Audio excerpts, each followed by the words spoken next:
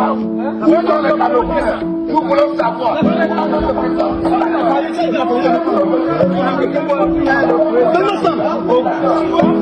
Il est là, il est là. Libérez la poisson pote. Retour Cameroun. Retour Cameroun. Retour Cameroun. Retour Cameroun. Retour Cameroun. Retour Cameroun.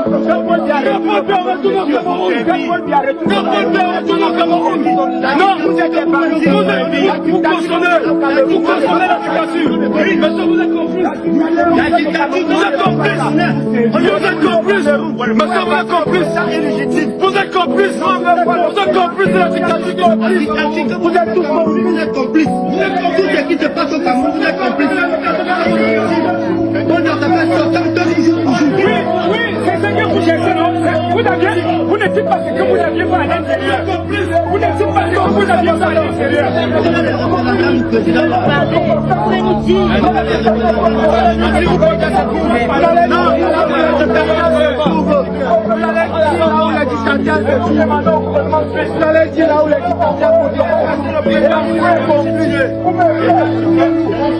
Nous sommes là pour les voilà. Où est passé? C'est trop. C'est trop.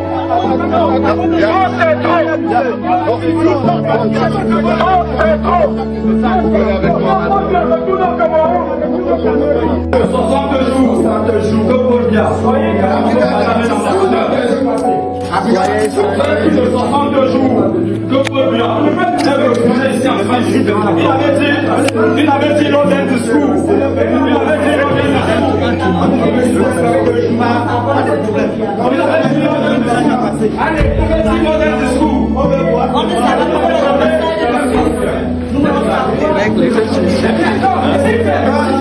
Il faut qu'il loue. On va voir.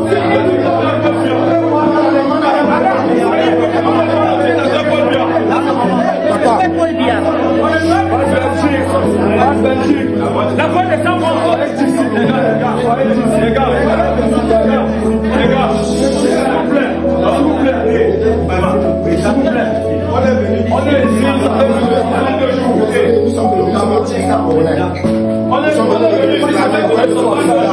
le Cameroun n'est pas gouverné.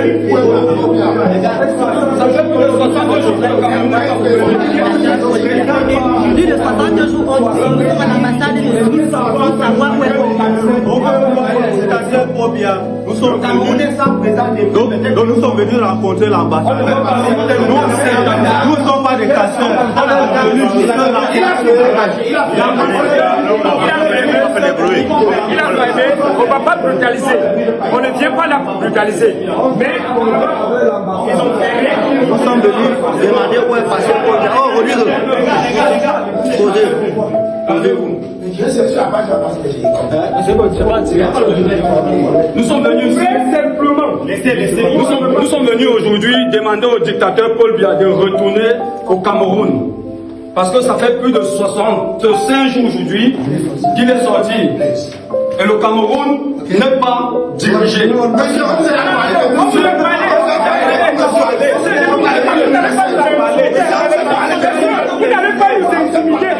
Moi, je me moque des Camerounais parce que nous sommes naïfs. Hein. Le régime de Yaoundé est un régime assez dangereux. Le premier cancer qu'il faudra évacuer dans notre pays pour que notre pays puisse se prospérer, c'est le renouveau. Alors, je voudrais parler ici en tant que notable, en tant que prince, parce que la maladie qui gêne notre pays, c'est le RDPC. Gérer, c'est prévoir, il faut avoir des perspectives, il faut avoir des prévisions. Si vous restez dans la prédiction, c'est la confusion, alors c'est la désolation et la confusion totale. Ces gens ne font jamais rien de façon fortuite. Je suis en train de commettre un ouvrage intitulé Les complots d'État, causes et conséquences, acharnement sur le psychodrame d'une société perdue. Quand du Cameroun, il dit qu'au Cameroun, toute vérité est un mensonge. Oh, on a augmenté quelques prix, on a augmenté le prix du cacao. Mon Dieu, les gens nous ont fait comprendre que non, la Côte d'Ivoire n'a pas produit suffisamment, le Ghana n'avait pas produit suffisamment. À peine le RDPC a gagné l'élection présidentielle, le prix a chuté. Ça montre une fois de plus que les Camerounais n'ont pas encore compris la stratégie du RDPC. Ces gens-là sont machiavéliques. Ils jouent sur votre intelligence. Je vous en prie, je vous en prie. Mais vous prenez une thématique, vous ne voulez pas qu'on en parle. Non, je vous en Les prie. gens ont été bernés. C'est pas moi qui le dis. Je suis en train de vous dire que le président de la République m'avait dit qu'il a eu une volonté à faire une agriculture de seconde génération chez nous. On avait dit qu'on devait avoir une usine d'assemblage des tracteurs à Ebolova. On a vu certains ministres qui sont filmés avec leurs copines. On n'a jamais eu d'usine d'assemblage des tracteurs. On avait même dit qu'au Cameroun, on devait avoir une usine de production des engrais. Les engrais coûtent cher. Pourquoi? Parce qu'on achète cela en Ukraine. L'Ukraine aujourd'hui qui est en guerre. La Russie qui est en guerre. Alors parce que l'Ukraine et la Russie sont en guerre, nous souffrons. Parce qu'en réalité, l'agriculture de seconde génération reste une lettre morte au Cameroun. Actuellement, comme bientôt on aura les élections législatives et municipales, on a lancé tous les concours pour faire plaisir aux jeunes. Ils se disent que non. Mais il y a toujours eu des concours au Cameroun. Non, pas comme cette année. Cette année, on a lancé tous les concours. On va prendre quelques enfants des pauvres pour dire non, nous sommes tous. Ils sont même prêts à mettre même 50 milliards. Je vous rappelle que la perte en or au Cameroun, on en a perdu 3 000 milliards. Alors, si les 3 000 milliards que certains copains ont récupérés, si on prend ne serait-ce que 50 milliards pour calmer quelques-uns, vous prenez votre argent, un concours c'est au moins 30 000, non? Vous investissez, c'est au maximum, on prend quelques enfants des pauvres, on vous contente un peu, et on lance encore les élections, on investit encore des maires qui ont mal travaillé pour la plupart, 90% des maires ont mal travaillé. Et je vous rassure, une élection sérieuse et normale, je vous garantis que le RDPC n'aura même pas un quart de réussite. Que ça soit au municipal ou au législatif, si on veille au grain, je ne vois pas un. Je vous dis que sur 100 maires, pas vous qui décidez 70 maires du RDPC seront à la merci des oubliettes. C'est peut-être pas un souhait, mais je suis en train de vous dire que poser la question au sorti d'ici, vous demandez à chaque citoyen, le maire de la localité, c'est qui personne ne connaît. Je connais le maire de Yaoundé Saint, parce que lui fait un travail vraiment appréciable. Mais les autres, c'est deux autres maires. Si on a 7 maires à Yaoundé, à peine 3 travaillent correctement, et bien les autres, ça ne vaut pas la peine. Pour dire que quoi? Que la technique du RDPC est connue de tous. Cette technique, elle est machiavélique. On a pris quelques sous, on a financé un peu les cacaoculteurs pour leur faire croire que ça devait aller. Beaucoup sont allés prendre de femmes, beaucoup ont adopté leurs femmes. Aujourd'hui, beaucoup sont en train de divorcer.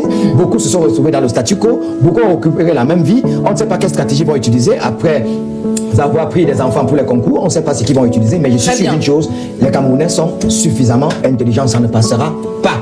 Et je peux vous garantir que quel que soit ce que le régime du renouveau fera pour les prochaines élections, l'échec sera cuisant.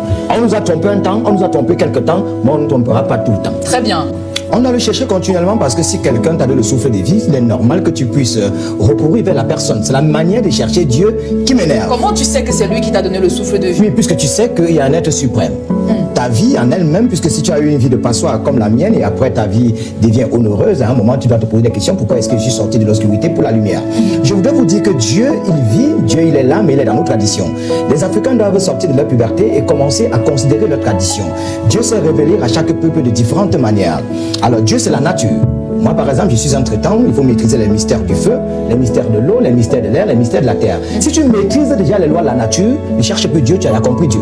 Donc Dieu, c'est la nature elle-même. Moi, je soigne. Les histoires qu'on raconte à l'église sont des histoires à la con. Ma grand-mère vient parfois dans mon sommeil, elle me donne des formules mathématiques pour certaines potions que je fabrique, je donne aux individus. Pour soigner, il faut maîtriser les mystères du feu, de l'eau, de l'air, la terre. Donc si tu maîtrises déjà la nature, tu maîtrises Dieu. Et si tu maîtrises Dieu, tu es capable de faire des miracles. Connaître ses aïeux. Un Africain qui ne sait pas qui était son grand-père. Moi, quand j'ai envie de prier, je m'assois. Je cite d'abord mes aïeux jusqu'à la 10e génération. Je dis que me voici, l'humiliation est en train de prendre le vent en poupe dans ma vie. Essayez un peu de... Quand nous vous écoute, il m'écoute. Nous ne vénérons pas nos aïeux, mais nous demandons à nos aïeux d'intercéder pour nous auprès de Dieu. Nous ne voulons pas aller voir 5 gens qui n'étaient personne dans nos familles, 5 pierres, des histoires à la con, parce que nos aïeux aussi méritants, parce qu'il y a des aïeux non méritants et les aïeux méritants. Dieu, c'est le bon sens. Comment vous arrivez à savoir que ceux-ci sont méritants? Puisque avant de chercher l'histoire de ton pays, il faut d'abord connaître l'histoire de ta propre famille. Quels sont les ancêtres méritants? Qui sont ceux qui n'étaient pas méritants? Dieu, c'est l'amour. Et je voudrais vous dire une chose, Dieu n'est ni dans une chapelle, ni dans une mosquée. Est-ce que les chrétiens et les musulmans sont amoureux? Non, parce qu'il est difficile pour un chrétien et un musulman de se marier. Il est impossible pour la fille d'un musulman d'aller épouser un chrétien. Impossible. Il ne sait même pas. On a vu ce qui s'est passé en RCA il y a de cela quelques années, où les anti-balak et les sélékas n'aimaient pas vivre ensemble. Les chrétiens et les musulmans ne s'aiment vraiment pas. Et on sait que Dieu, il est amour. Donc il ne s'aime pas. Le dire sur maintenant, le paradis des chrétiens, c'est où? Israël. Un État qui me pardonne pas. On a dit que c'était le Dieu. Non, monsieur, ne dites pas des choses que le Dieu dans la Bible, c'est pas ça. C'est mon nom de gloire. Le Dieu des chrétiens. Oui, je vous laisse parler, mais le Dieu des musulmans, c'est un peu. Maintenant, sur 10 000 congrégations religieuses que nous avons au Cameroun, à peine 50 ont l'agrément. Il ne faudrait pas croire que. C'est le problème de qui? C'est le problème de qui? Vous connaissez la masse de dossiers qui sont à la présidence pour demander l'agrément? Le général de Gaulle en 58 disait que l'indépendance ne veut pas dire liberté. Et le fait Nelson Mandela de regretter, mais moi disait que être libre, c'est pas seulement le fait d'avoir été débarrassé de ses chaînes, c'est respecter celle de l'autre dans la dignité. Être libre, c'est être responsable. Qu'est-ce qu'on reproche aux églises dites de réveil dans notre cher et beau pays? On a des gens qui sont passés d'église à Tepa parce qu'on leur a dit que la transfusion sanguine c'est un péché, alors qu'eux-mêmes c'est le péché. Et c'est correction, c'est pas les églises de gloire. Il y en a qui ne respectent pas les restitutions républicaines. C'est-à-dire on chante l'hymne national, il dit qu'ils ne chantent pas parce que c'est pas les églises réveillées, correction. Il y a des pasteurs qui arnaquent avec les histoires qui parlent la dîme.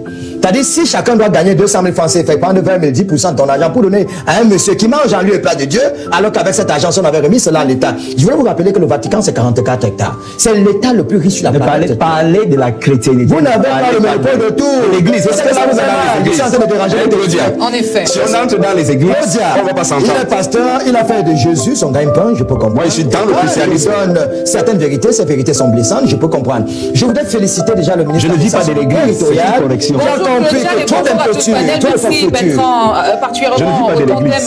Pour vous, est-ce que Dieu existe? Oui, Dieu existe, c'est connu de tous. C'est plus un secret de Polichinelle. Mais Dieu n'existe pas par la manière dont les Occidentaux sont venus avec lui. Dieu existe en chacun, Dieu est en nous, Dieu s'expérimente au quotidien. Il y en a qui appellent Dieu Zamba, d'aucuns qui appellent Si.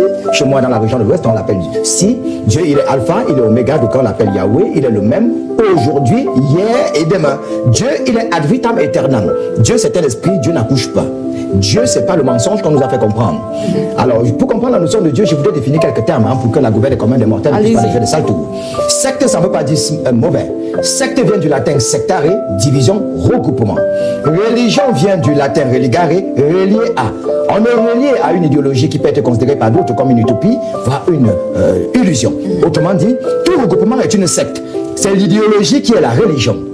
Karl Marx de regretter mémoire disait que la religion c'était l'opium du peuple. Pour dire que la religion c'est comme une drogue, c'est-à-dire c'est un cancer pour nous. Nietzsche, pour ajouter la braise à sa pipe, avait dit la religion est une forme de névrose pour l'humanité. Donc la religion c'est la maladie de la société. Autrement dit, pour stigmatiser un peuple, pour paupériser un peuple, pour martyriser un peuple, ou alors pour chiffonner un peuple, il fallait passer par la religion. L'église c'est quoi? L'église c'est le corps du Christ, l'église c'est l'ensemble des chrétiens, l'église c'est le corps mystique du Christ, l'église c'est ceux qui ont pensé que bon, machin c'est monté, c'est descendu. Maintenant, pourquoi est-ce que je reproche un peu les églises occidentales, ces chapelles qui viennent de l'Occident, qui sont venues polier nos chaînes de pensée et nous font croire que nous n'avions pas encore la notion de Dieu en nous. Alors moi, Bertrand Tchenkam, je suis traditionnaliste, même si je suis marié à l'église catholique, parce que je dois vous rassurer que chrétien de mon état marié à l'église, ce qui n'est pas donné à tout le monde, parce que l'église c'est une forme d'arnaque, faut-il le savoir. Alors aujourd'hui, il faudrait que les chrétiens comprennent une chose, Dieu est en vous. Dieu n'a rien à voir avec les chapelles religieuses que vous observez au quotidien, Dieu n'a rien à voir avec les mosquées où vous allez au quotidien, parce qu'aujourd'hui, les musulmans et certains chrétiens ont pris en otage les Africains, nous ont fait croire que eux, ils ont l'exclusivité de Dieu, et nous qui sommes tapis dans l'homme, nous qui sommes dans nos us et coutumes, nous sommes à la merci des oubliés. Moi, j'ai expérimenté Dieu dans ma vie. Je suis né dans une famille extrêmement pauvre. J'ai eu le CEP, BEPC, probatoire, bac, avec la lampe tempête. J'espère que ceux d'aujourd'hui qui nous regardent sont capables de vivre cela. C'est-à-dire, tu as vécu, tu as eu la lampe, le CEP, le BEPC, le probatoire, le bac, avec la lampe tempête. Vous pouvez imaginer les conditions. Que Dieu existe. Non, je vous montre d'abord les conditions difficiles dans lesquelles moi j'ai dû évoluer. Je suis à l'université jusqu'à maîtrise. J'ai eu la chance, j'ai fait 13, je suis sorti du pays 13 fois de suite.